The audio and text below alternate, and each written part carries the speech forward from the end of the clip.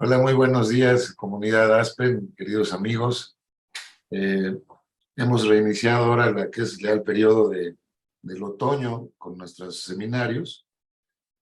Los dejamos descansar un poco de nosotros durante ahora en el verano y estamos retomando esta etapa de seminarios con un tema que nos parece absolutamente crucial, que es las perspectivas que tiene la economía mundial en estos momentos, las grandes interrogantes que hay en el planeta sobre esta materia y qué tipo de implicaciones y soluciones puede buscar México frente a estos grandes retos. Y la verdad que nos sentimos muy honrados de tener la presencia de tres grandes especialistas en esta materia. Creo que se combinan además muy bien sus conocimientos para analizar esta gran problemática mundial. En primer lugar, mi amiga, la doctora Luz María de la Mora. Muy bienvenida, Luzma. Muchísimas gracias. Ella es subsecretaria de Comercio Exterior de la Secretaría de Economía desde el inicio de este sexenio. Anteriormente, y nos honró estando en Relaciones Exteriores como jefa de unidad de Relaciones Económicas y Cooperación Internacional, y también fue jefa de negociaciones comerciales internacionales en la Secretaría de Economía, de manera tal que toda esta discusión que ahora se viene o que está ocurriendo con nuestros socios de América del Norte está en las mejores manos posibles. De hecho, Luzma fue parte del equipo negociador del Telecan en su momento y, bueno, además de tener investigaciones en el Wilson Center, un doctorado en la Universidad de Yale, creo que cubres muy bien la cancha norteamericana porque tienes una maestría en la Universidad de Carleton en Canadá y por el Colegio de México, no poca cosa, en México. Así es que, bueno, me puedo extender aquí una hora más, nada más presentando a Luzma, pero el chiste es poder entrar en la materia y darte las gracias por tu presencia. También Carlos Hurtado, amigo legendario también. Mucho gusto verte de nuevo, Carlos. Esta pandemia nos ha distanciado, pero ya vamos a mejorar esa parte. Él es economista del ITAM, él tiene un doctorado por la Universidad de Chicago, fue director del Centro de Estudios de Análisis e Investigación Económica del ITAM y profesor de tiempo completo en esa institución. En el campo público, en el terreno del sector público, ha tenido cargos importantísimos. Fue director general de Política Económica en la SPP, la Secretaría de Programación y Presupuesto, director general de Crédito en la Secretaría de Hacienda, coordinador del programa de Empresas Solidaridad, embajador de México ante la OCDE, cuando teníamos el gusto de visitarlo con frecuencia por aquellas tierras, y coordinador de asesores de política económica del presidente Cedillo. En el ámbito multilateral ha estado como vicepresidente de Administración y Finanzas del BID y también consejero ejecutivo del Fondo Monetario Internacional, representando a México y 7 países más. Actualmente dirige el CESP, el Centro de Estudios Económicos del Sector Privado. Y por último, tenemos la presencia, y le agradezco mucho, al doctor Carlos Serrano. Él es economista en jefe de BBVA en México. Él ha sido vicepresidente de Política Regulatoria de la Comisión Nacional Bancaria y de Valores. Fue encargado de diseñar la regulación para bancos, mercados de valores, casas de bolsa y fondos mutuos. También representante de México en el Comité de Basilea y el Comité de Organización de la Organización Internacional de Comisiones de Valores. Ha trabajado en el Banco Mundial y ha sido economista, entre otros cargos fue economista del país para Perú, Ecuador y Bolivia. Hoy es economista en jefe del BBVA en México y miembro del Comité de Activos y Pasivos de Regulación del Banco. Cuenta con una maestría y doctorado en la Universidad de Berkeley, además de que obtuvo la licenciatura en el ITAM. Creo que tenemos un elenco de campeonato mundial y les agradezco a los tres muchísimo estar presentes. La conducción de este programa la va a tener Miguel Limón, que es nuestro director de programas, y el economista más destacado que tenemos en todo el mundo de Aspen. Así es que, Miguel, adelante con tu conducción y bueno, estamos muy atentos a los debates que se van a generar. Gracias de nuevo a los tres, a los cuatro. Muchas gracias, Enrique. Muy buenos días, bienvenidas y bienvenidos todos. Y muchas gracias a Porra, Enrique. Lo que pasa es que, bueno, en el Aspen no crean que hay más de un economista, ¿no? Entonces, soy el mejor y el peor. Bueno, y como dice el embajador, hoy tenemos un panel de lujo, tenemos 3/4 bats de primerísimo nivel, de muy altos vuelos, que se desempeñan en diversos sectores de nuestra economía. Y los saludo con muchísimo gusto, muy bienvenida, muy bienvenidos al panel del día de hoy. Creo que va a ser un ejercicio bastante entretenido. Antes de seguir, agradezco muchísimo también la presencia de todos ustedes, todo el público que está asistiendo al evento el día de hoy a través de Zoom, de web, y agradecemos muchísimo también a la revista Líderes Mexicanos y al líder de opinión Sopitas, que nos han ayudado a través de sus canales desde hace tiempo y hoy nos ayudan con este ejercicio que tenemos a llegar a un gran número de audiencia, más del que tenemos aquí en vivo y en directo a través de nuestro canal. Muchísimas gracias. El tema, Enrique, como lo comentas, me parece de lo más relevante. Hoy en el mundo se viven tiempos inciertos, mucha incertidumbre, y la incertidumbre siempre afecta la toma de decisiones, tanto a nivel micro como a nivel macro. Entonces, la economía con esta incertidumbre se está viendo realmente afectada. Y además, en un mundo globalizado como el que tenemos hoy en día, pues lo que sucede en un lugar tiene repercusiones fuertes en muchos otros lugares en el mundo. Hoy lo que estamos viviendo en algún espacio, lo que se vive en un espacio en Europa, está afectando los precios de granos desde Egipto hasta la Patagonia. Entonces, ese tipo de cuestiones son las que vamos hoy a platicar con nuestros tres invitados.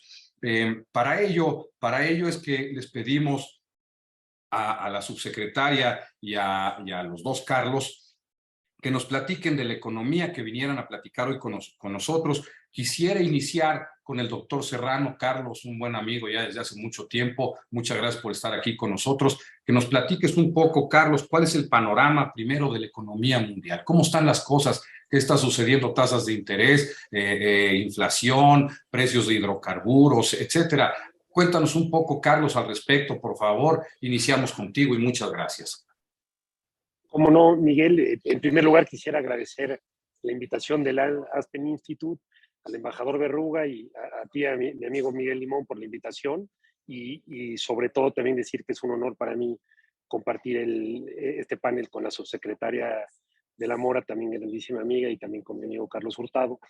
Yo diría, Miguel, estamos viviendo tiempos sin precedentes en la economía global, estamos viendo complicaciones muy importantes. Lo que ha ocurrido es que teníamos en el mundo una tendencia inflacionaria importante al salir de la pandemia por diversos factores. Primero tuvimos una serie de choques de oferta a nivel global, producto de la pandemia. Por ejemplo, los cierres que se dieron en puertos, los problemas para tener embarcaciones en el mundo, con tripulación completa, los problemas también para conseguir personas que conduzcan trailers, etcétera. Todo este tipo de restricciones que trajo la pandemia originaron una serie de restricciones de oferta que comenzaron a tener presiones en los precios, ¿no? Llevar fletes de Asia a Estados Unidos llegó a costar 8 veces más. Adicionalmente a esto, vimos un cambio en los patrones de consumo de las familias durante la pandemia, donde se consumían mucho más bienes y menos servicios, ¿no? Ante la imposibilidad de consumir servicios. Y esto lo que también trajo son presiones en los precios de las mercancías, que empezaron a tener muchas presiones inflacionarias. Además de estos choques de oferta, en el caso particular de Estados Unidos, me parece que hubo una política fiscal más agresiva de la que se requería para que llevó a la economía de ese país a estar creciendo por encima del potencial, y eso también trajo presiones inflacionarias. Y estábamos en esa situación esperando que si los choques de oferta se podían diluir, empezaríamos a ver menores presiones inflacionarias, cuando encima de esto nos toca la lamentable guerra derivada de la agresión de Rusia a Ucrania, que trajo nuevos choques de oferta, tanto en los precios de los alimentos, al ser esta región uno de los principales graneros del mundo, donde pues, alrededor de una tercera parte de varios granos se producen ahí, buena parte de los fertilizantes. Además, complicó también los cuellos de botella en el transporte marítimo y, sobre todo, ha tenido aumentos muy importantes en los precios de los energéticos, sobre todo en el caso de Europa, ante las restricciones de exportación de gas natural, que han tenido aumentos sin precedentes en los precios energéticos de Europa, donde estamos viendo inflaciones de doble dígito en economías que llevaban años batallando con inflación baja. Y entonces estamos en ese contexto con una enorme incertidumbre porque en buena medida estos choques de oferta pues es complicado que se diluyan del todo hasta que no veamos una solución en el conflicto en Ucrania. Y lo que hemos visto es que los bancos centrales en el mundo han empezado a apretar su política monetaria para poder hacer frente a esta inflación. Esto, si bien en buena medida el origen de esta inflación son choques de oferta, ante la persistencia de estos choques se está intentando reducir la demanda agregada para poder anclar las expectativas inflacionarias y evitar así que podamos estar en una situación como la que se vio, por ejemplo, en los años 70 en Estados Unidos, donde vimos desanclajes de expectativas, espirales salariales que trajeron una inflación muy persistente. Creo que los bancos centrales, si bien actuaron algo lento, ya han empezado a actuar. La Reserva Federal de Estados Unidos en particular ya llevó las tasas de un nivel de cero a niveles de 2,5, que ya es el terreno neutral. No solamente eso, ha comenzado a disminuir su hoja de balance, que también había expandido como un recurso adicional para inyectar liquidez en los mercados. Y el Banco Central Europeo, hoy vimos una subida pues, sin precedentes en la última década de 75 puntos básicos. Entonces me parece que el reto que vamos a enfrentar y en las aguas que va a navegar la economía mexicana es una situación de endurecimiento en las condiciones monetarias, donde puede empezar a haber salidas de flujos de capitales siguiendo las mayores tasas en países avanzados, un menor crecimiento. Me parece que la economía de Europa seguramente entrará en una recesión muy complicada, tanto por la política monetaria más restrictiva, tanto por que los ingresos disponibles de las familias están reduciéndose de forma significativa por las mayores cuentas que tienen que pagar perdón, por energéticos. Eso creo que va a llevar a una recesión importante. En el caso de Estados Unidos, creo que está en una mejor posición. ¿Por qué? Porque los mercados energéticos, sobre todo en el gas, tienen alguna correlación, pero son más segmentados. Estados Unidos no tiene dependencia al gas ruso, tiene una oferta muy importante de gas natural gracias a los descubrimientos de shale, entonces creo que está relativamente más aislado. Segundo, creo que hay una serie de fortalezas en la economía de Estados Unidos que le permitirán enfrentar mejor este ciclo de apretamiento monetario. Por ejemplo, los balances de las familias están mejor de lo que habían estado en la última década, con bajos niveles de endeudamiento. El sistema bancario, a diferencia de lo que vimos en la crisis financiera global de 2008-2009, se encuentra muy bien capitalizado y tenemos todavía un mercado laboral bastante potente. Entonces, creo que Estados Unidos tiene la posibilidad o de evitar una recesión. Creo que lo más probable es que tenga una recesión, pero que puede ser una recesión de corta duración. En general, lo que vemos en la historia económica es que las recesiones que duran más son aquellas que golpean al sistema financiero y poco profunda, pero aún así, pues vamos a ver una economía de Estados Unidos desacelerándose, lo cual desde luego va a afectar a la economía de México. Me parece que el año que viene la economía de nuestro país puede crecer bastante menos de lo que va a crecer este año debido a este entorno. Y finalmente, digamos, quisiera comentar, aparte de estas consideraciones macrofinancieras, creo que vamos a ver un retroceso en el proceso de globalización que había visto el mundo desde principios de los años 90. Lo que está teniendo tanto estos cuellos de botella están llamando la atención, sobre todo empresas de Estados Unidos, acerca de los riesgos que tienen de tener sus cadenas de proveeduría tan lejos de su mercado, en particular en Asia. Han visto los costos que esto ha representado. Y segundo, también por cuestiones geopolíticas. Los países que están ahora alineándose más a los intereses de Rusia, como es China, además de que estamos viendo pues, una competencia por supremacía mundial, en particular tecnológica, entre Estados Unidos y China, creo que va a llevar a ver una reducción también en el comercio entre Estados Unidos y China. Y en general, esto me parece que nos va a llevar a ver un mundo menos globalizado y más organizado en bloques regionales. Y ahí creo que las oportunidades, si bien es desafortunado esta reducción en la globalización, las oportunidades que puede tener México, si aprovecha bien esto y si toma algunas medidas de política adecuada para integrarse todavía más en la región de Norteamérica, donde en particular me parece que entre las economías avanzadas, la de México es la mejor posicionada ante esta coyuntura.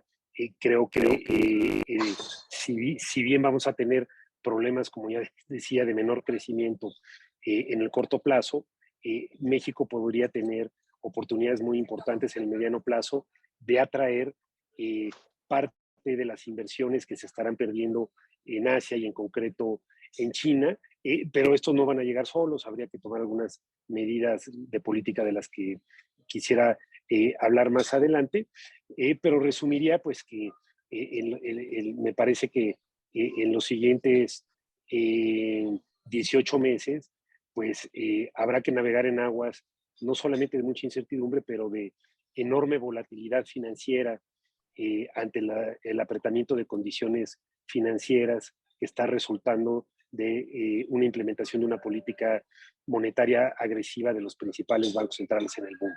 Muchas gracias, Carlos. Y qué panorama tan complejo estás planteando. La verdad es que, como bien dijiste desde el principio, tiempos sin precedentes los que estamos viviendo hoy en día.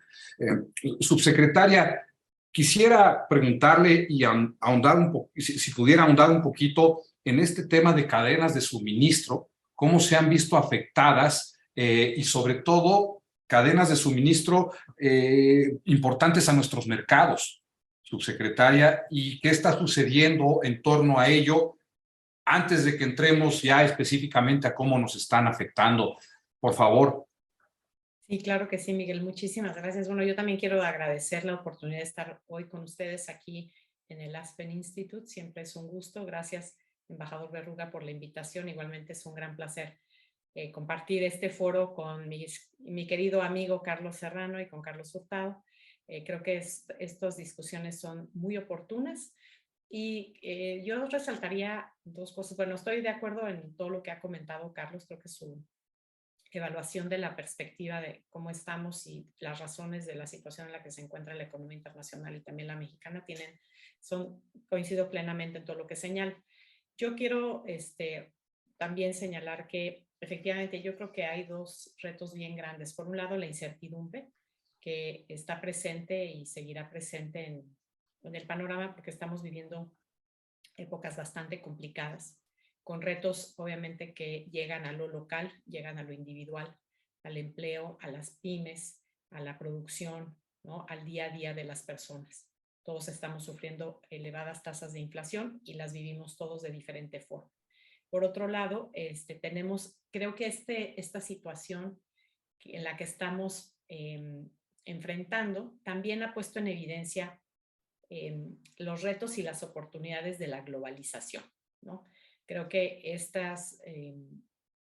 la inflación importada, la situación de las cadenas de suministro, demuestra lo integrada que está la economía global, mucho más integrado de lo que hubiéramos imaginado en algún momento, ¿no? De lo que estábamos conscientes la gente en general. ¿Por qué? Porque cuando íbamos a imaginar que la cadena de producción de autos en América del Norte iba a estar afectada por la falta de semiconductores que vienen de Asia, por el simple hecho de que, derivado de la pandemia, hubo que cerrar actividades, hubo que confinar a las personas, hubo que cerrar empresas, hubo que interrumpir las cadenas de proveeduría y efectivamente vimos que lo que en un momento fue una virtud, el poder abastecernos de todo el mundo, pues se volvió una de las principales debilidades en las cadenas de suministro, ¿no?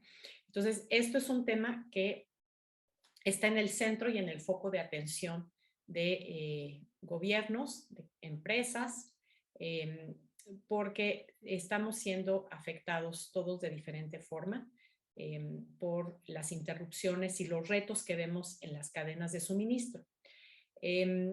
¿Dónde nos encontramos? Yo creo que hemos hecho importantes avances y hemos tratado de buscar soluciones a las cadenas de suministro. Les puedo compartir que desde la Secretaría de Economía, desde que se inició este confinamiento, desde marzo del 2020, cuando México cerró, tuvimos diferentes acciones a diferentes niveles. Por un lado, a nivel internacional, en la Organización Mundial del Comercio, en el G20, en APEC, en el Tratado México, Estados Unidos, Canadá, buscamos cómo hacer frente a estas disrupciones de las cadenas de suministro. Por ejemplo, en OMC actuamos de una forma muy rápida para buscar que los países no impusiéramos medidas innecesarias al comercio, por ejemplo, restricciones a la exportación. Ustedes recordarán que en algún momento fue muy claro que algunos países en todo el mundo, en Europa, en Asia,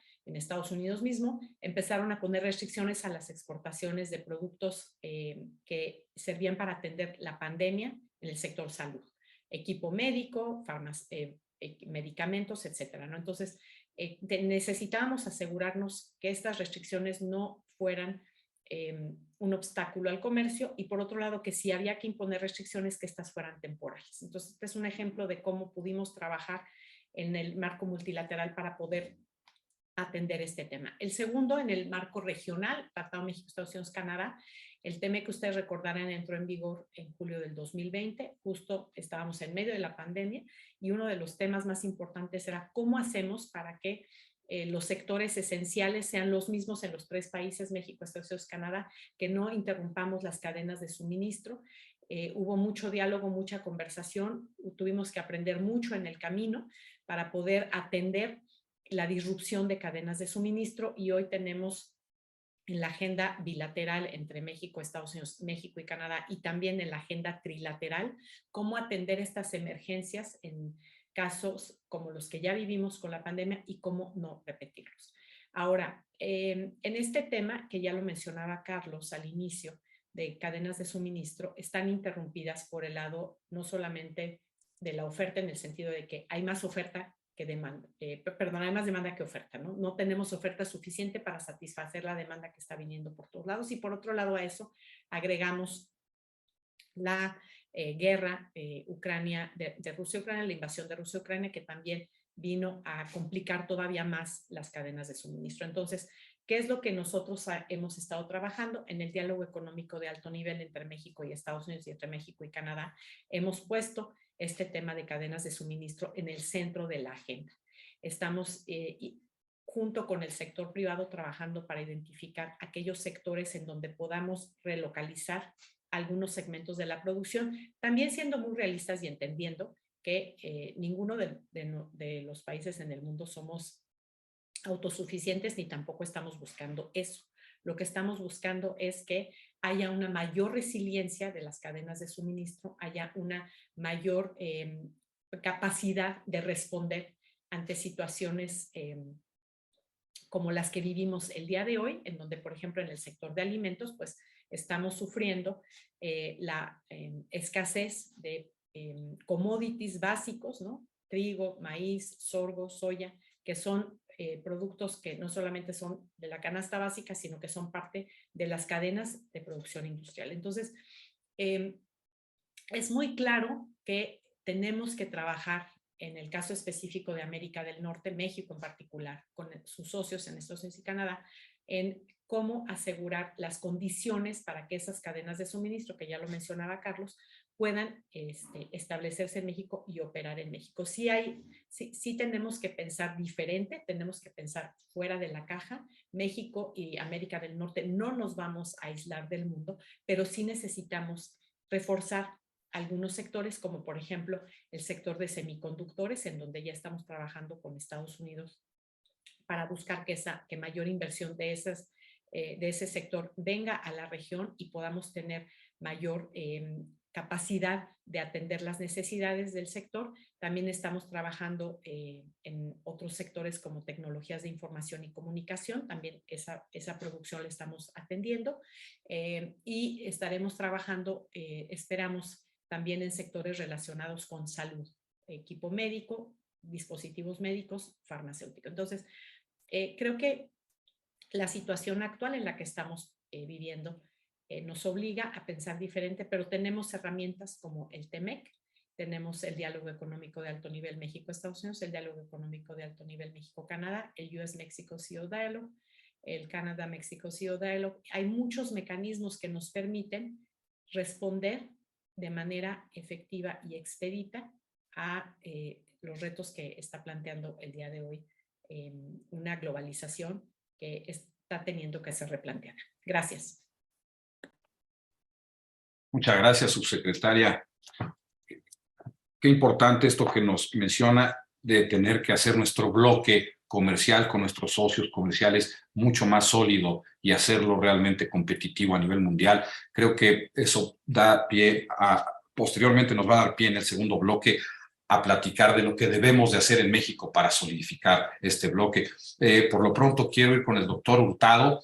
Sé que por ahí trae una presentación, doctor, si quiere la vamos pasando, pero antes de entrar a eso, y como muy buen académico que usted ha sido a lo largo de su historia, quiero preguntarle primero, para que nuestro público que no es economista y no es especialista, pueda entender qué es la inflación y por qué es tan grave una inflación. Y una inflación mundial, ¿qué significa? Si primero podemos iniciar por ahí, doctor, para ilustrar un poquito a los no economistas, sería bastante bueno. Y con mucho gusto, si usted decide, nos arrancamos con la presentación. Sí, cómo no. Bueno, antes que nada, Miguel, muchas gracias. Gracias por la introducción. Y gracias, Enrique, por la invitación de esto. Y saludos a Luz María, desde luego, y a mi tocayo y amigo Carlos Serrano. Pero antes de referirme al tema de la inflación, déjame hacer dos comentarios sobre lo internacional, sobre algo que dijo Carlos. México tiene un dilema hacia adelante respecto a lo que puede suceder en Estados Unidos. Porque por una parte, el Banco Central, las autoridades en Estados Unidos parecen haber reaccionado muy tarde frente a la inflación, ¿verdad? Y aparentemente yo tengo la idea de que algunos de ellos pensaron que el aumento en la masa monetaria, que ha sido muy, muy importante, como Carlos lo mencionó, no lo mencionó directamente, pero los apoyos que dio Estados Unidos a la población para lidiar con el problema de la pandemia, implicaron un aumento de la masa monetaria muy importante. En 2008 pasó algo similar y sin embargo no se reflejó en la inflación. Pero ahora sí, porque la aceleración monetaria fue distinta, fue por diferentes canales. Entonces, eso nos tiene en un problema porque ahora sube muy rápido la tasa de interés en Estados Unidos, nosotros la tenemos que subir igual, y ellos anunciaron un programa para reducir la inflación, esto de Inflation Reduction Act, que tiene muchas características muy deseables quizá, pero no directamente relacionadas con la inflación, sino más bien por el lado del cambio climático y fines sociales, etcétera, ¿no? Todos políticamente correctos, pero quizá no la medicina para la inflación. Entonces, me voy a referir a la inflación en un momento. Ese era mi comentario, que estamos en una situación bien difícil con esto de la política monetaria de Estados Unidos, ya sé dónde se puede ir, porque si aprieta mucho, va a bajar la inflación, y eso nos conviene, pero si no lo aprieta, entonces, digamos, sí nos conviene, perdón, pero nos sube las tasas de interés, nos sube los costos, y si no aprieta mucho, pues la inflación en México se va a tardar también en converger. Es lo que me parece, ¿no? Ahora, respecto a la inflación, lo que tú decías, Miguel, bueno, es un fenómeno que las nuevas generaciones ya no se acuerdan de él, pero digamos en los años 70 se suscitó la inflación en todo el mundo a partir de que se acabó el patrón oro, digamos, ¿no? Ahí por mediados de los años 70.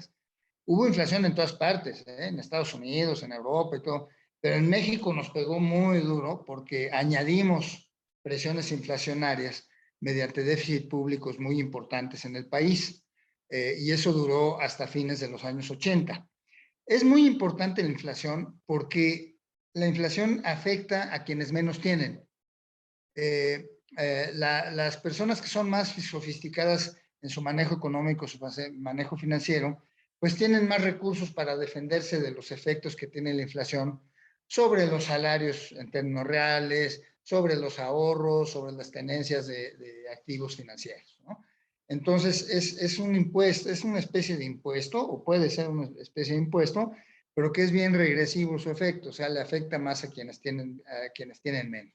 Y este episodio que estamos viviendo en la actualidad todavía es peor, porque estaba yo viendo las cifras que salieron hoy en la mañana. La inflación sigue siendo muy alta en México, pero en el rubro de alimentos, bebidas y tabaco es casi de 13%, es decir, mucho más arriba del 8,5% que es la inflación general. Entonces, bueno, obviamente, pues las familias que tienen menos ingresos gastan una mayor proporción de los mismos en alimentos, bebidas y tabaco que la gente que tiene mayores ingresos. Entonces, es un fenómeno muy difícil de lidiar con él. Sí es cierto que tenemos una inflación impulsada por el exterior, pero nuestra propia inflación subyacente es muy fuerte, más fuerte es más importante que lo que es en Estados Unidos para su propia inflación, la parte subyacente. Entonces tenemos un reto importante por ahí. Yo no me voy a referir a la presentación porque es muy larga, pero ahí se las dejo, Miguel, y si la quieren divulgar, con todo gusto. Pero si quieres, hago una breve reflexión sobre esos puntos.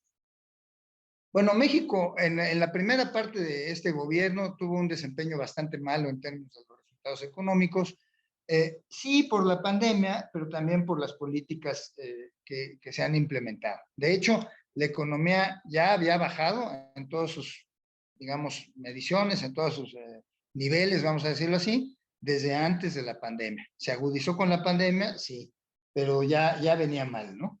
El problema es la inversión. La inversión ha venido cayendo mucho. Ya venía cayendo desde 2017 o algo así, 2016, una cosa así, pero la profundización de esa caída fue muy importante a raíz de las decisiones que se tomaron incluso antes de que empezara este gobierno, principalmente con el aeropuerto de la Ciudad de México.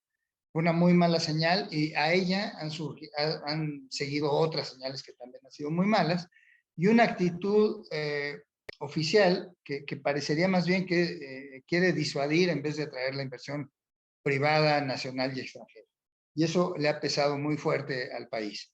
Déjenme decirles que últimamente ha habido buenas cifras, relativamente buenas, todavía muy débiles, pero relativamente buenas para la inversión, de la inversión en México. Eso está bien, pero estamos muy lejos todavía de alcanzar los niveles en los que deberíamos estar. No voy a entrar en detalle con las cifras, pero estamos alrededor de 11% por debajo de lo que era a mediados de 2018. Para un país como México esto es inaceptable, ¿no? Porque lo que se requiere es inversión. ¿Y por qué se requiere inversión? Muchas veces se dice, es que el consumo ha reaccionado. Sí ha reaccionado, tampoco tanto como se dice, pero sí ha reaccionado. Pero el problema es que el motor del crecimiento a largo plazo es la inversión, porque la inversión significa tener más capital para el futuro.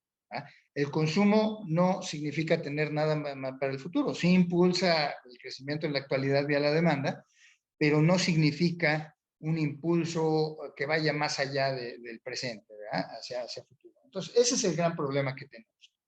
El mercado laboral no está muy bien tampoco, porque todavía tenemos, aunque la tasa de desempleo es baja, todavía hay 8 millones de personas que no trabajan y que desearían trabajar, ¿no?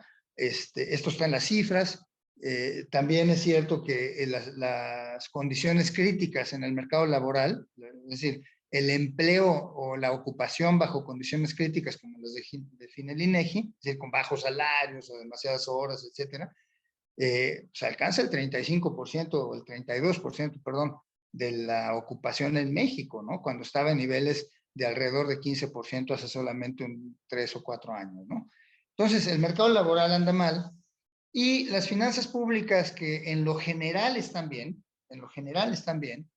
es decir, en lo macroeconómico, por decirlo así, están bien, porque la deuda pública sí ha subido, no es cierto que no haya subido, pero no ha subido demasiado, y ha subido menos que en las economías que son parecidas a la nuestra, ¿no? Entonces, pues relativamente salimos bien ahí en el desfile de modas en cuanto a la deuda pública y las finanzas públicas, pero la asignación del gasto ha sido bastante mala, en mi opinión, esa es una opinión personal, obviamente, porque se ha vertido el gasto público, que por cierto no ha sido austero, ha sido muy, muy dispendioso en términos de los programas sociales insignia del gobierno y de sus proyectos de inversión. El gasto en salud, en seguridad pública y en educación se ha reducido. Entonces, yo no creo que ese sea un buen resultado para las finanzas públicas en un país donde, a mi parecer, sus principales problemas son estos tres: la educación, la salud y la seguridad pública, ¿verdad? Entonces, ahí estamos también con una mala perspectiva, y sobre todo que como se acabaron, digamos, todas las reservas que había en las finanzas públicas al gastarse los fideicomisos y otras, digamos, rubros preventivos que existían, el tema de los gastos catastróficos en salud y, en fin, otros más, ¿verdad? Entonces, nos estamos quedando sin reservas para los próximos años. A mí me parece que la próxima administración, sea del color que sea, va a encontrar un grave problema en las finanzas públicas, ¿no? Como decía un artículo de algunos colegas de nosotros hoy, algo tendrá que ceder, o subirá el déficit, o bajará el gasto, o algo, ¿no? Porque, digamos, las cosas se van a mantener así quizá en este año y el próximo, pero todos los márgenes de acción se están terminando, ¿no? Encima de todo esto vino la inflación, ya hablaron de sus principales causas, ¿no? Y que pero aquí las tenemos todavía. La inflación el día de hoy que se anunció, la subyacente sigue en ascenso, aunque la inflación mensual general por primera vez en mucho tiempo ya mostró una muy ligera reducción, es una buena señal. Termino diciendo, y nada más subrayando algo que me parece que Carlos dijo, porque mi internet ahí está medio fallando, que estamos, digo, paradójicamente, desde mi punto de vista, la política económica ha sido bastante mala, digamos, para el país, para la economía del país. La destrucción de instituciones ha sido muy amplia. El daño al bienestar social, pese a lo que se dice, todos los indicadores dicen lo contrario, ha sido bastante fuerte. Y paradójicamente México, después de estar haciendo las cosas así, estamos en la mejor situación quizá de todo el mundo, ¿no? 3,000 kilómetros de frontera con la economía más grande del mundo, que tiene una gran demanda, por cierto, que se recuperó bien rápido y la inversión está creciendo, etcétera. Y en una situación en donde lo que reina es la relocalización de actividades hacia inversiones y, en fin, otras cosas más cerca y ya no totalmente globalizadas. Creo que Carlos se refiere a eso de manera, obviamente, yo creo que mejor de lo que lo estoy haciendo, pero México está en la mejor situación que puede haber. Digamos, no hay país que esté en una mejor situación en México, yo creo, ahorita, geográfica y políticamente, ¿no? Me parece que hacia adelante el gobierno haría bien, y el sector privado también, creo que está haciendo su esfuerzo, en buscar las oportunidades para sustituir a China en el juego económico con Estados Unidos en general, ¿no? Tengo información, y seguramente los de mucha gente, que en efecto consorcios internacionales están muy interesados en invertir en México, pero tienen cautela por el momento, ¿no? Entendible por la incertidumbre, etcétera, a ver qué va a pasar y demás. Pero creo que lo que nos falta como país es más fuerza en buscar las oportunidades que están enfrente de nosotros, de asegurarlas antes de que nos las ganen otras economías. Con esto termino, Miguel, muchas gracias. Doctor, muchas gracias y qué panorama tan sombrío, a pesar de que al final nos da algunas ventanas de oportunidad, por así llamarlas, que tenemos. El panorama es muy fuerte, es muy complicado. Esta reacción tardía de la que nos comenta por parte de la FED, que va a hacer que las tasas de interés sean todavía mayores de lo que debieron de haber sido desde un principio, pues nos va a afectar la inversión en México. La inflación ya nos está afectando.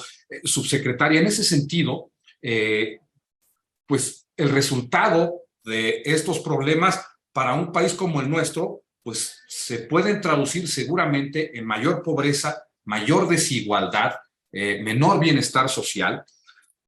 ¿Cómo podemos generar confianza en el país? ¿Cómo podemos generar confianza en la economía mexicana para fortalecer el bloque del que ya estábamos platicando hace un momento, subsecretaria, que creo que es, como bien dice el doctor Hurtado, la gran posibilidad que México tiene a través de esa gran frontera y de nuestros dos socios comerciales de poder apalancar un poco nuestra economía? Subsecretaria, si quiere comentar en ello, se lo agradezco.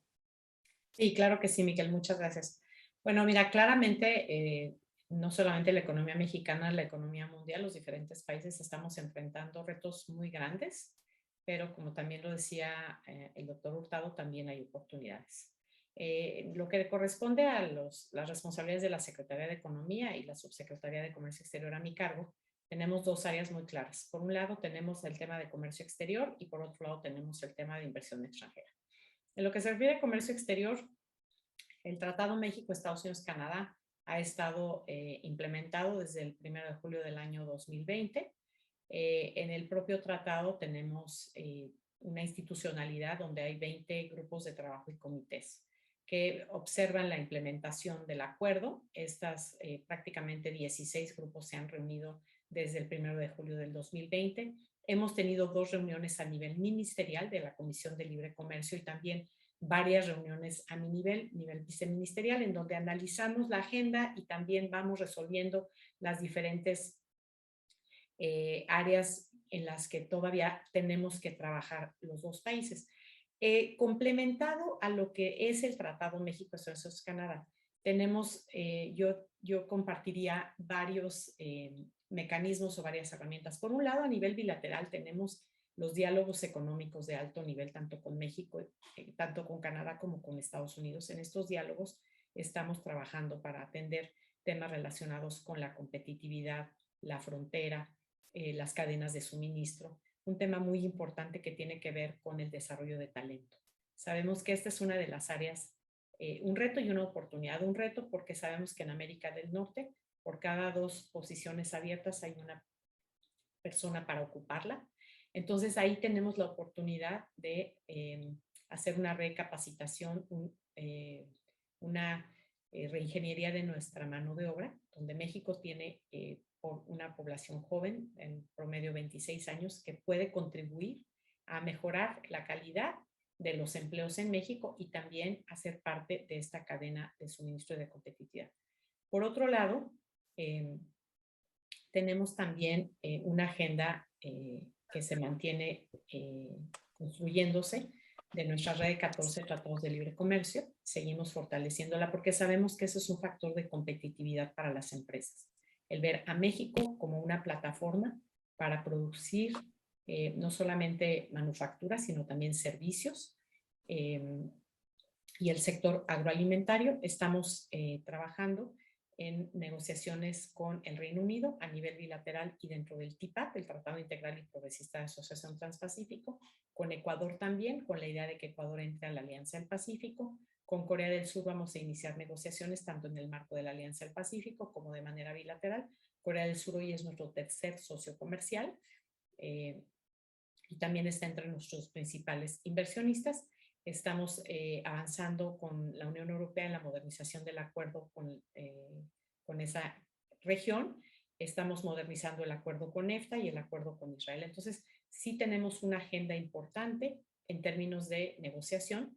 Y por otro lado, en lo que se refiere a inversión extranjera directa, como ustedes saben, la inversión tuvo una caída muy fuerte en el 2020 hacia el 2021.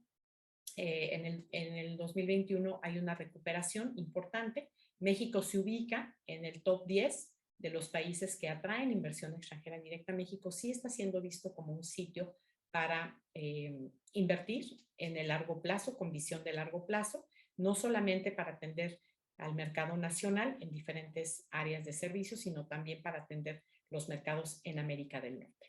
Y yo creo que otra, digamos, oportunidad que hay dentro de esta reestructuración de cadenas de suministro y también en un contexto de mucha incertidumbre por todo lo que ya se ha comentado en este foro, tiene que ver con la migración hacia lo digital.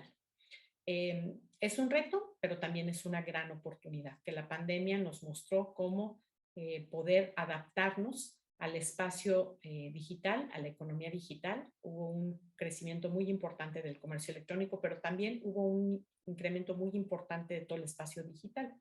Ahí yo creo que hay grandes oportunidades para México y para la región. De hecho, el TEMEC contiene una nueva, digamos, una nueva dimensión de la integración productiva de América del Norte. El Telecan era el comercio de bienes y servicios, manufacturas, productos del sector agro.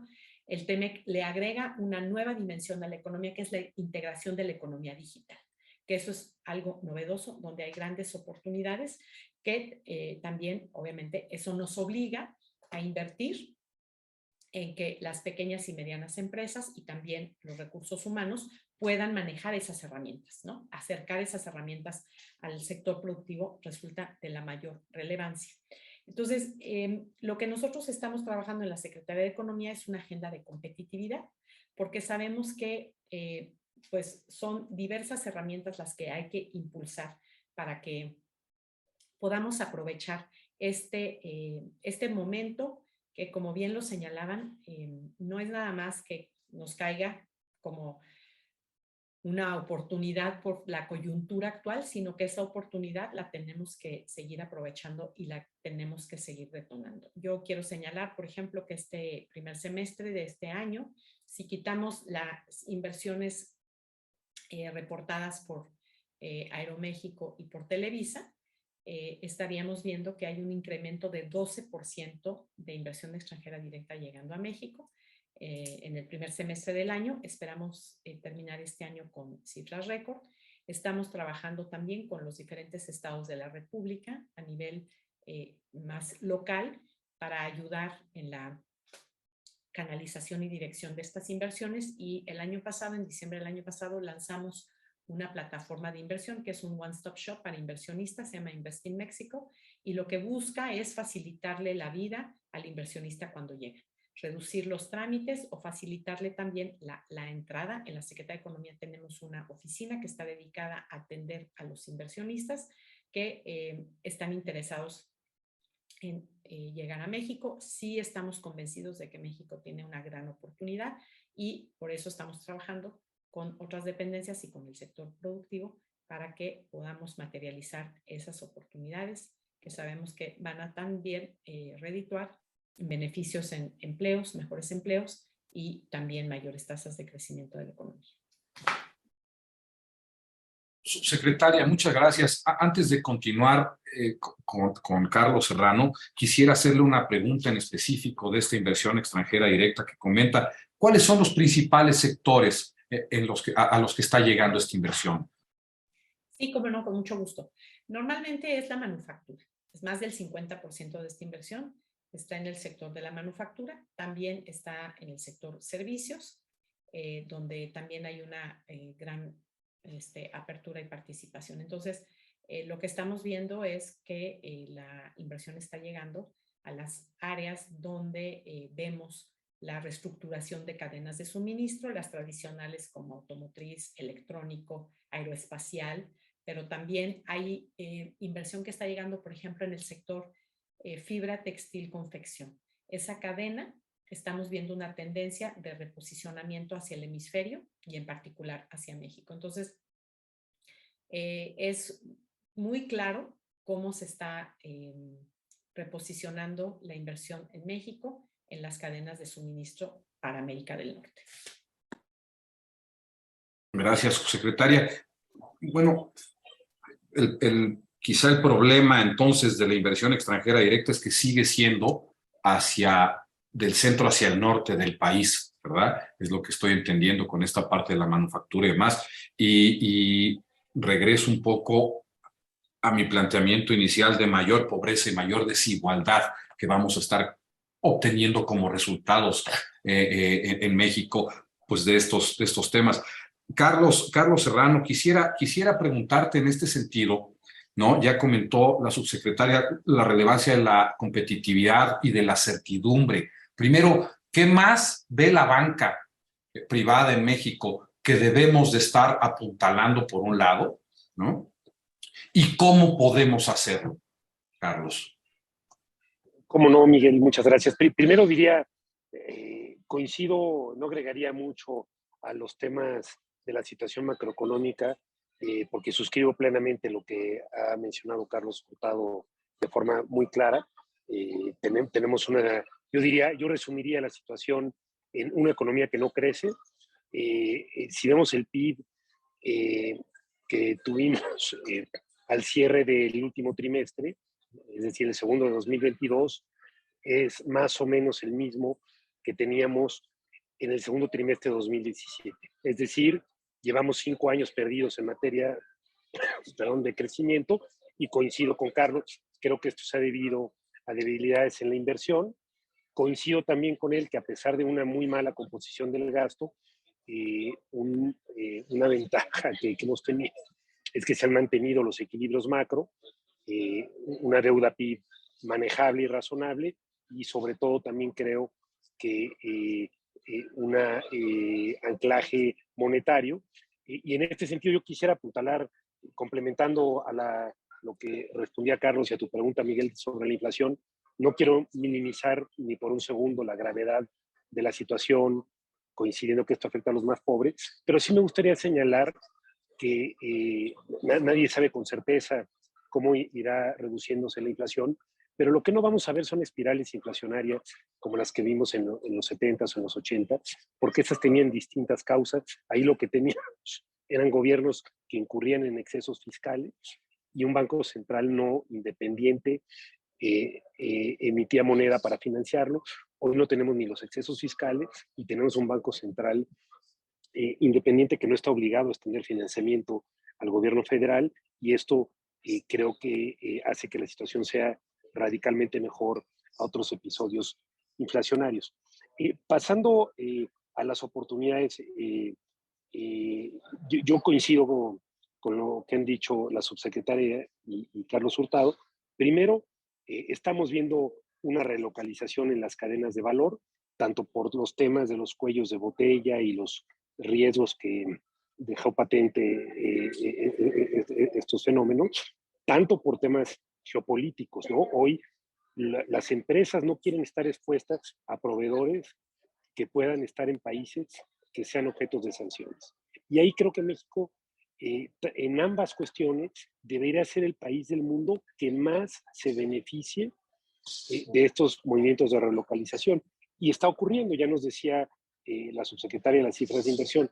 Sin embargo, yo creo que podríamos estar atrayendo mucha más inversión. Y en cuanto a lo que habría que hacer, yo diría, mi preocupación central en este tema de la incertidumbre es lo que está ocurriendo en el sector energético.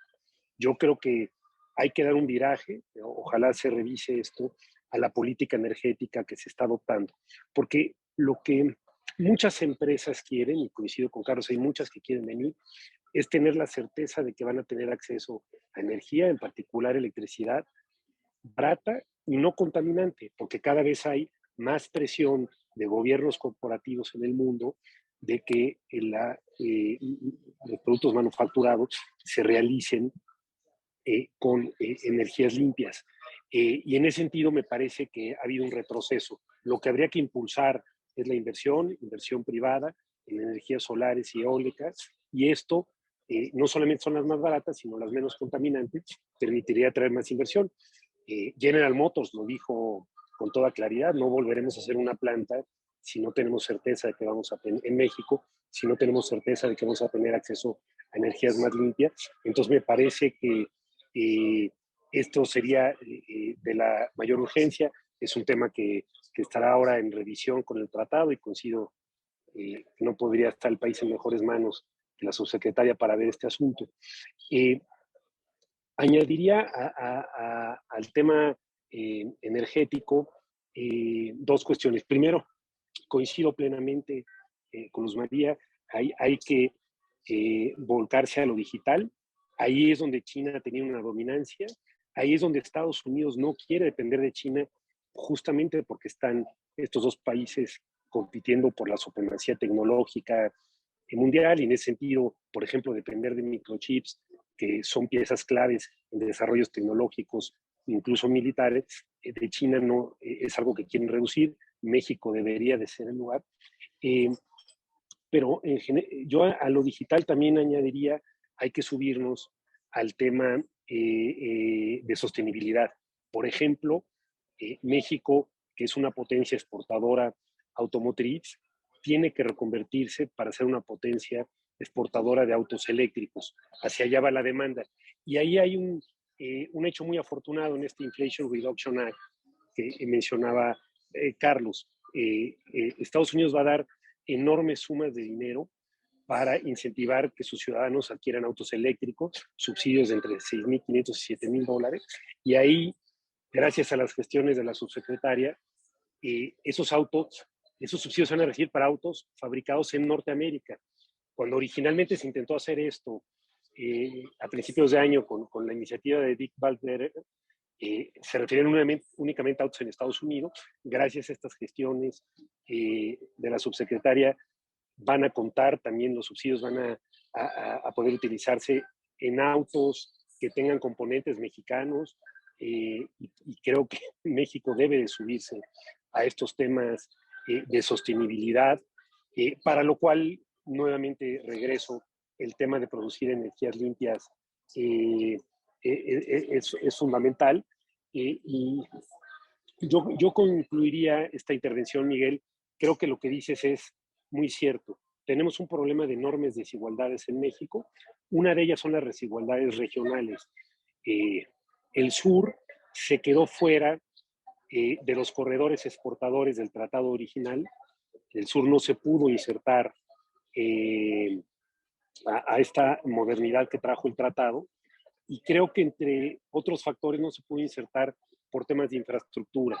Me parece a mí que lo que se podría hacer para insertar al sur y que el sur pueda atraer parte de esta inversión extranjera directa, y en ese sentido me parece que los proyectos a los que mencionaba Carlos, que se está dedicando buena parte de la inversión pública, pues son proyectos que en mi opinión no van a tener rentabilidad ni económica ni social.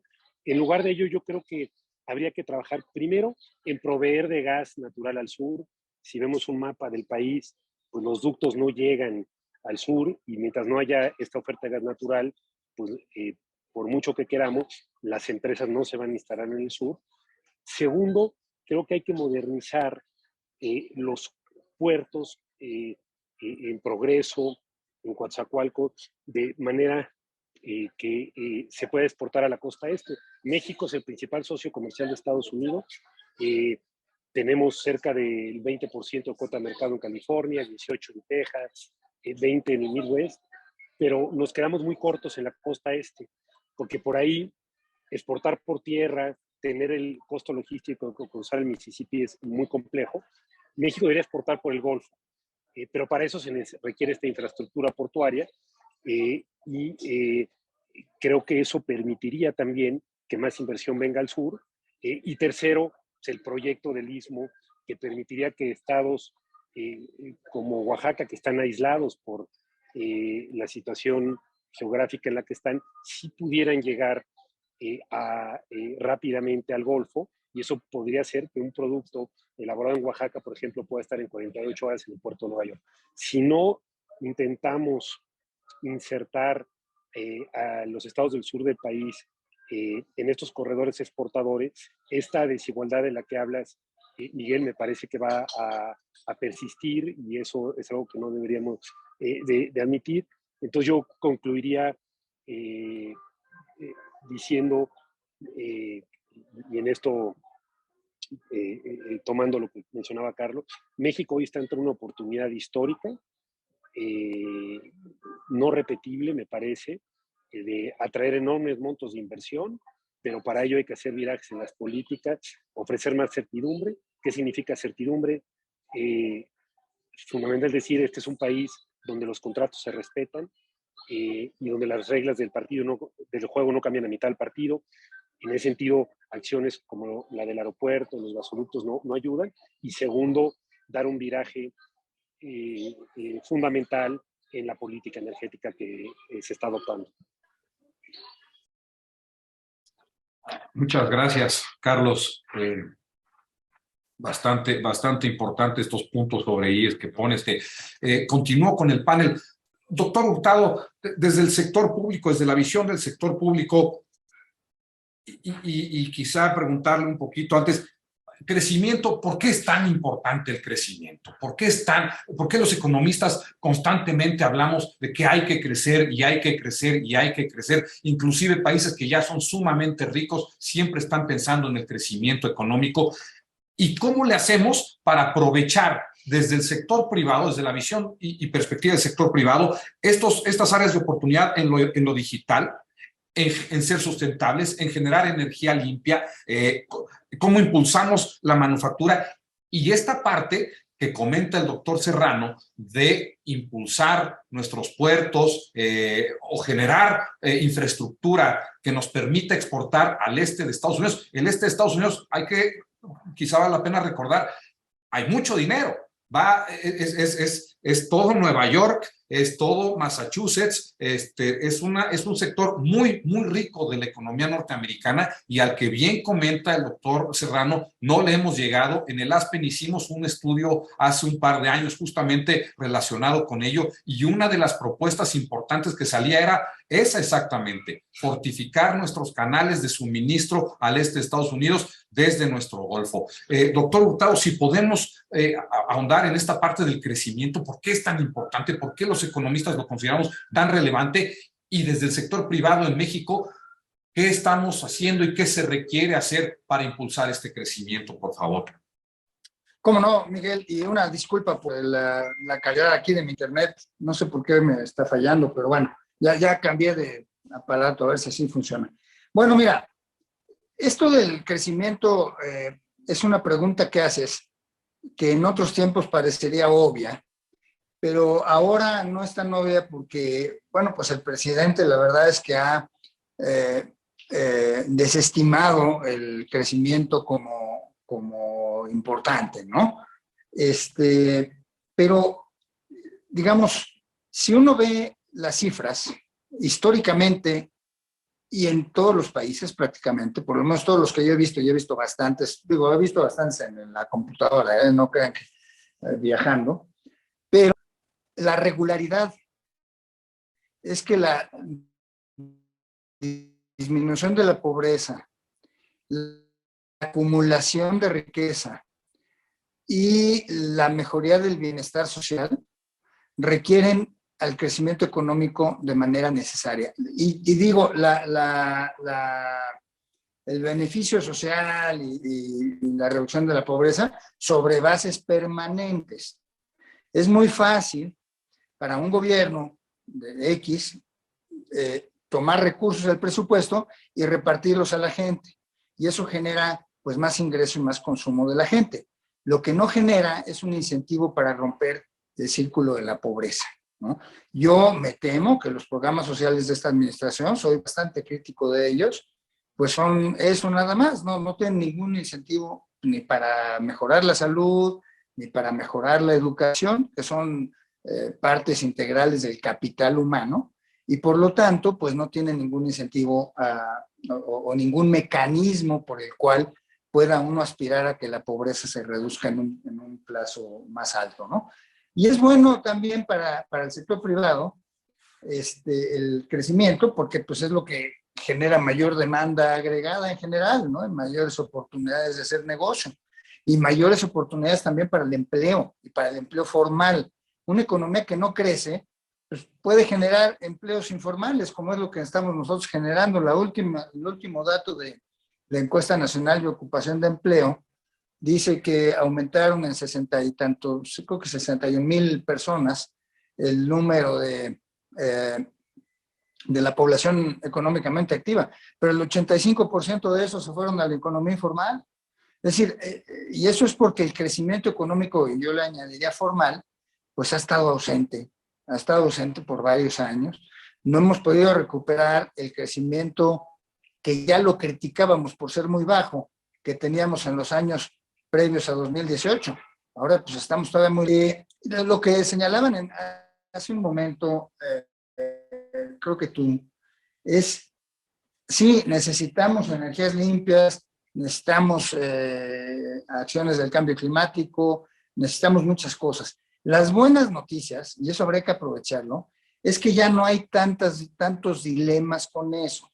Por ejemplo, hace solamente unos 5 o 10 años, asegurar la provisión de energía en el país, energía eléctrica, para que vayan las inversiones y tengan cómo conectarse y se genere empleo y actividad económica, etcétera, era caro porque, digamos, había que hacerlo con gas natural y con combustible en plantas de ciclo combinado.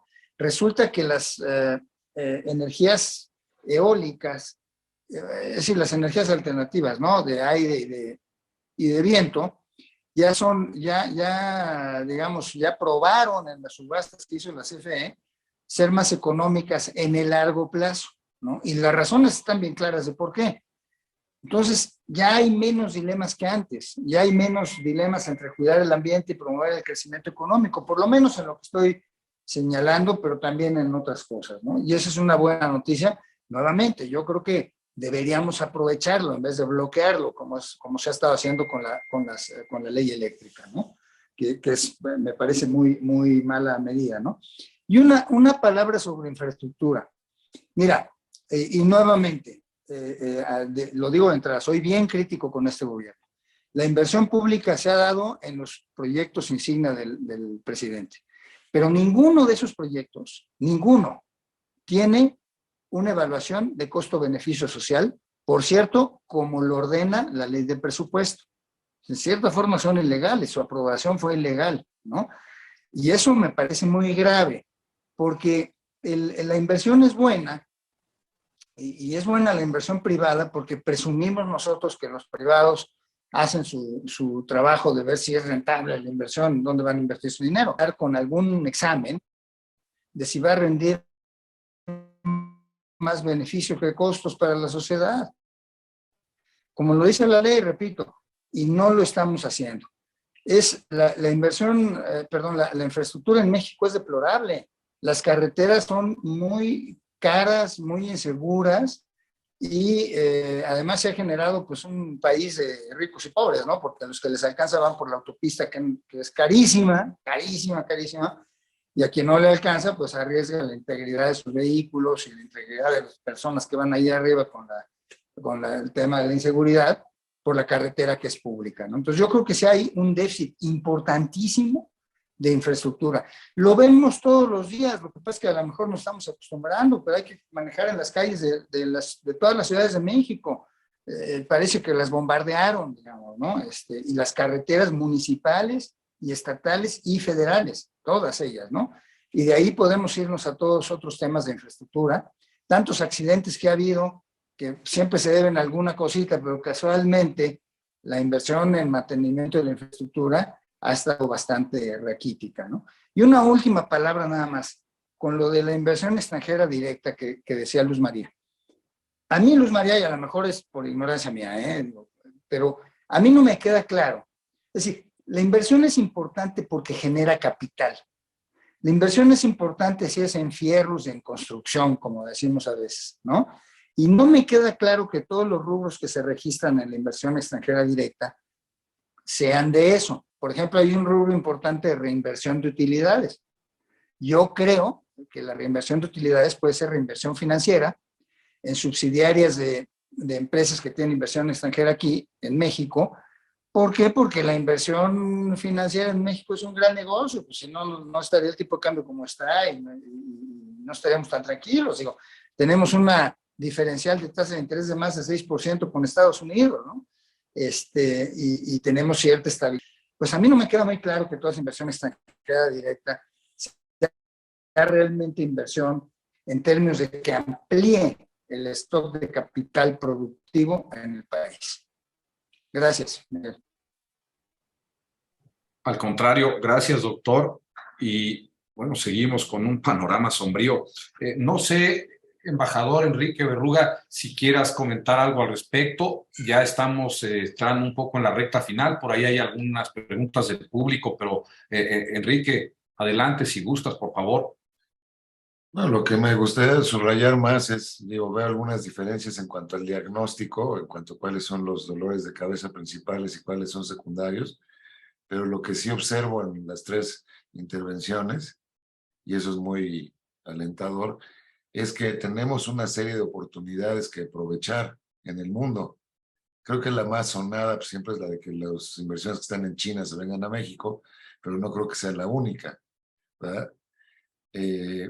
Ahí lo ha manejado, lo ha planteado un par de veces Luz María.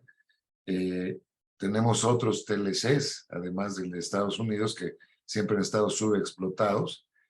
Y algo que me parece central es lo que comentó Carlos Serrano, porque efectivamente hace 3 años hicimos un estudio estado por estado de Estados Unidos para ver cómo andaba el comercio bilateral México-Minnesota, México-Nebraska, México-Tennessee, y encontramos que estaba totalmente cargado hacia el centro-oeste, de la mitad de los Estados Unidos hacia el Pacífico, ahí está la gran carga y precisamente si queremos revitalizar o profundizar en el desarrollo del sur-sureste de México, pues lo natural sería tener puertos de cabotaje desde Veracruz hasta Progreso, que tú mencionaste nada más 2 puertos, pero que deberíamos de tener más. Ya me imagino saliendo productos, sobre todo orgánico, que es tan valorado, de la zona sur-sureste de México, de Tabasco, de Chiapas, de Oaxaca, que se mencionó. Imagínense un limón en invierno en Nueva York, ¿no? Pues eso le cambia la vida a cantidad de ejidatarios o productores de hortalizas y frutas en el sureste de México. Es esa la vocación que queremos, porque realmente son tiros de puntería eso. Habría que meter esa inversión en eso. Pero bueno, esa es mi impresión. Pero creo que podríamos, incluso nos deja como la tentación o el apetito de hacer un nuevo seminario nada más sobre las oportunidades, dirigido ya, o sea, ya quedarnos a un lado el diagnóstico, creo que ese está bastante claro, sobre todo creo que lo aclararon mucho ahorita en lo que es la vertiente internacional, cómo andan las cosas, qué significa esto de las altas tasas de interés, etcétera, lo que está haciendo la Fed, etcétera, y concentrarnos en cuáles ya puntualmente serían las oportunidades para México. Eso me parece que podría ser una gran contribución que podríamos hacer dentro de toda esta maraña de debates que estamos teniendo ahorita, muchos de ellos con poco destino. Esos serían mis comentarios. Y bueno, nos quedan todavía 10 minutos. No sé si quieren ahondar en algunas de estas cosas. Yo me gustaría preguntarle en el caso directamente a Luzma de cuáles son lo que ella ve como las principales oportunidades no explotadas actualmente por México, sobre todo desde el nivel gubernamental. Si nos pudieras decir 2 o 3, decir aquí, yo pondría las fichas en tal cuadrito. Sí, claro que sí. No, muchísimas gracias y bueno, aprovecho la oportunidad, si ustedes me permiten, nada más para hacer un par de comentarios con respecto a lo que mencionaba el doctor Hurtado sobre la inversión extranjera directa. Yo quiero señalar que la forma en la que nosotros contabilizamos esta inversión está basada en la metodología de la OCDE y la metodología es la misma que hemos utilizado desde los años 90.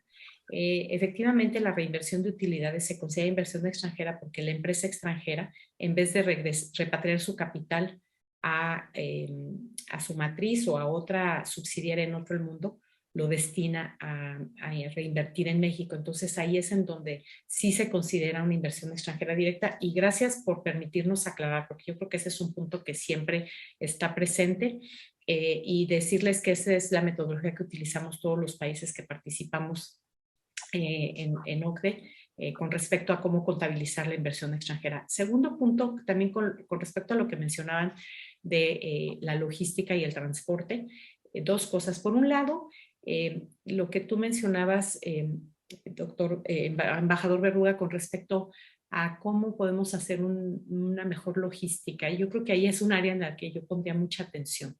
La logística es esencial para la competitividad de la región y también es esencial para poder ofrecerle más alternativas a nuestros empresarios productores y para hacer de México un lugar más atractivo. En este sentido, por ejemplo, quiero compartir con ustedes que hemos estado trabajando en un proyecto en el Golfo de México, precisamente para promover ese cabotaje del que ya hablabas, Progreso, Coatzacoalcos y de ahí a Mobile, Alabama o a Florida, ¿no?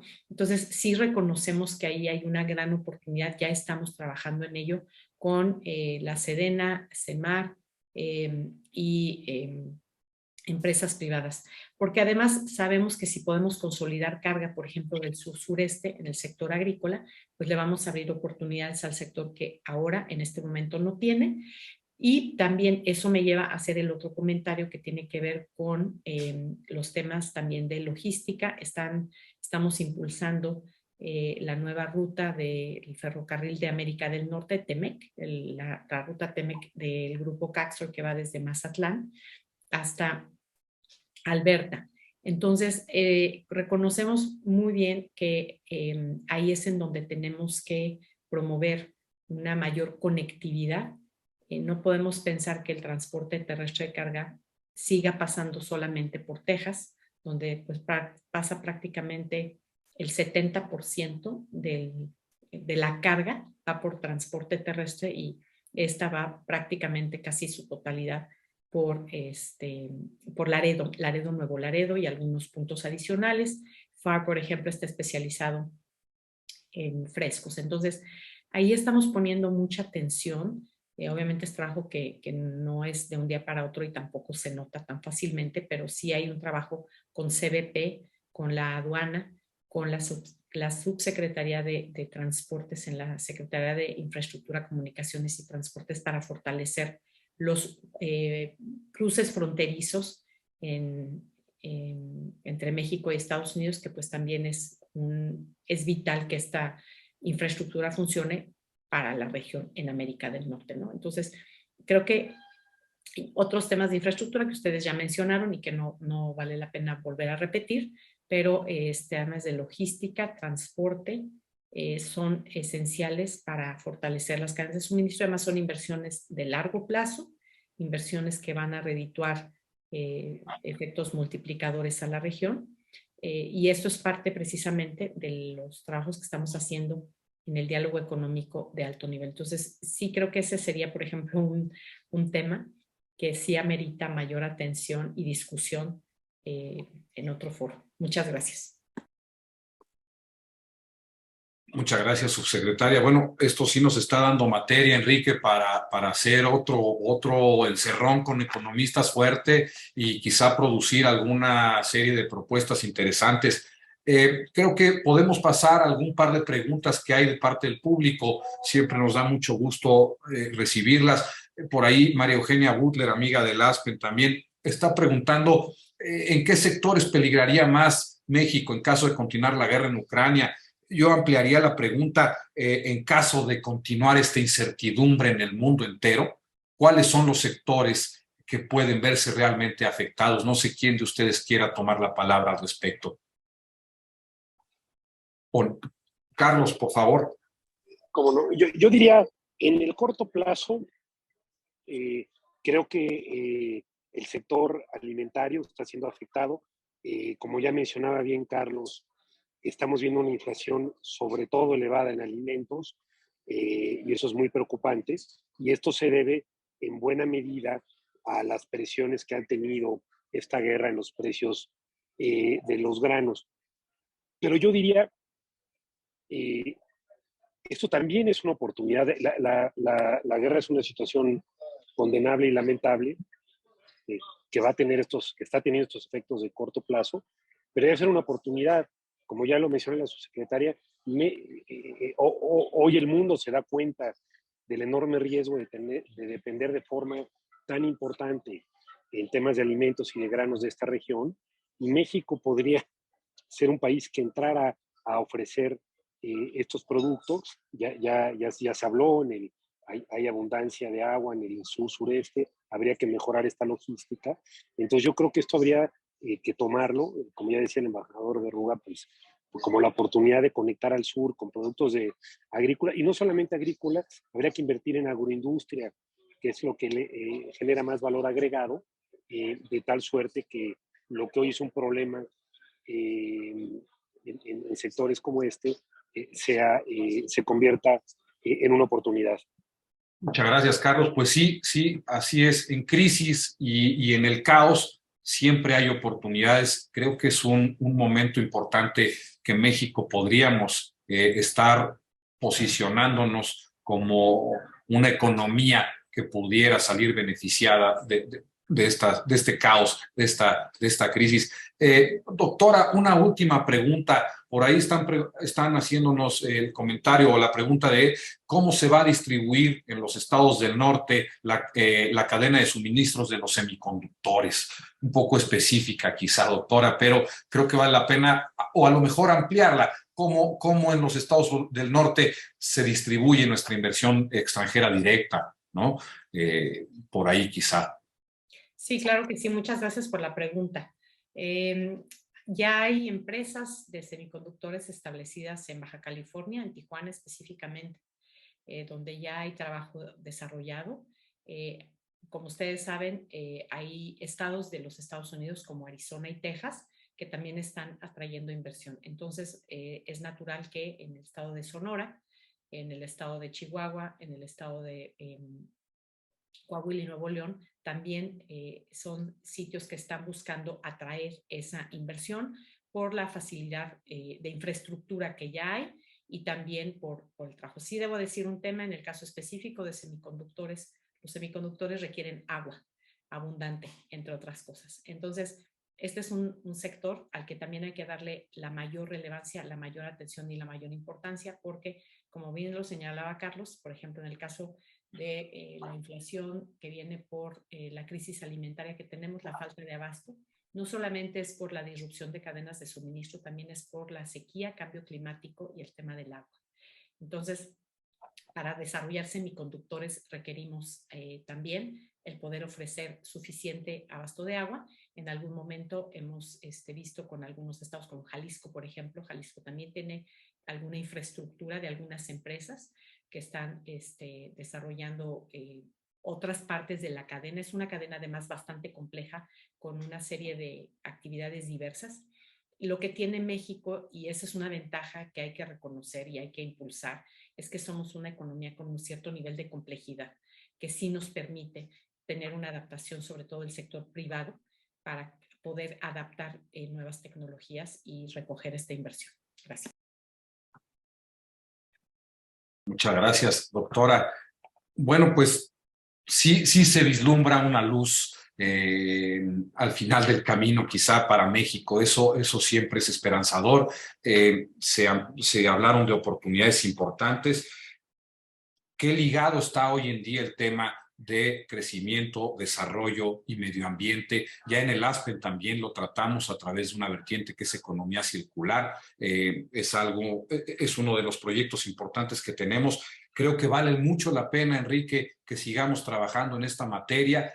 Nos dieron mucha materia estos tres grandes economistas. Quiero agradecerles su participación. Ha sido realmente un panel muy interesante. Ha sido un panel muy entretenido, muy ilustrativo. Realmente tuvimos la suerte de contar con estos cuartos bats que son fantásticos, de primer nivel. Yo he estado muy contento bueno, contento no es la palabra porque ha habido temas bastante complicados, pero he estado ha sido un panel muy vigoroso y me da muchísimo gusto poder hacer estos ejercicios desde el Aspen Institute México. Quiero comentarles nada más que el ejercicio ya estará listo a partir de que termine el evento en nuestra página de Facebook, a partir de las 8 de la mañana en nuestro canal de YouTube y en la página del Aspen Institute México, www.aspeninstitutemexico.org. Ahí podrán volver a ver el evento aquellos de ustedes quienes así lo deseen. Enrique, no sé si quieres terminar con la transmisión, ya estamos casi a la hora. Podríamos subir, de hecho, el estudio que hizo el doctor Carlos Hurtado, compartirlo también, y nos están pidiendo algo que tenemos que actualizar, es el estudio que hicimos estado por estado con Estados Unidos. Es bien laborioso, pero vale la pena, ¿eh? La verdad, aunque sea medio anticuado, porque tiene 2 años más o menos, pero te lo vamos a compartir, no sé si lo tengas, Luis María, o lo quieras tener, pero vale la pena porque de repente dices, oye, pues una economía como la de Florida, ¿no? Pues es un caballón y simplemente los tenemos descuidados, o Georgia, agarra cualquiera de la costa Pensilvania, ya no digas Nueva York, en fin. Entonces hay una demanda ahí muy alta que no hemos estado aprovechando. Y está interesante lo que dices de los puertos, porque eso requiere una estrategia casi per se. Yo creo que le cambias la cara al sureste mexicano con una estrategia comercial de ese tipo, ¿eh? Además que sepan cómo las reglas de origen y cómo se empaca, todo el relajo que es bastante complicado. Nada más en eso habría toda una industria en cuanto a cómo asesorar a los del sureste del país de cómo exportar, ¿verdad?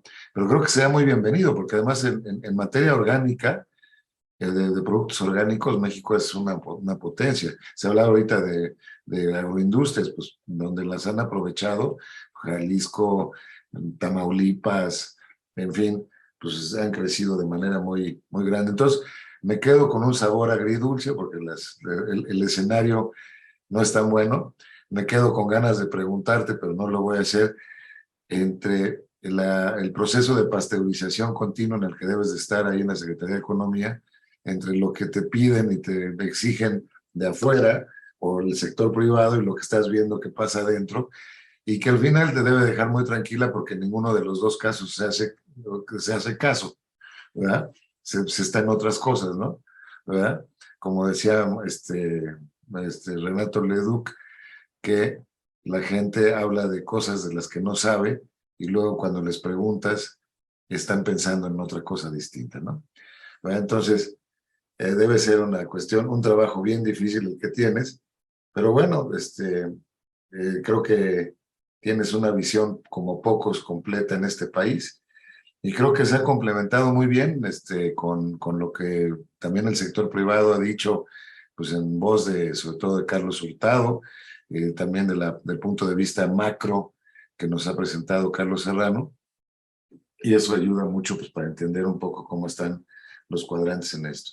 Yo les agradezco muchísimo, no va a ser la última vez que toquemos su puerta, denlo por seguro, y yo creo que sí vale la pena hasta como proceso educativo, ¿no? De ver por dónde vamos, y a lo mejor nos ayuda a mover un poco la aguja en cuanto a cuáles deben ser los debates que se den en este país, ¿no?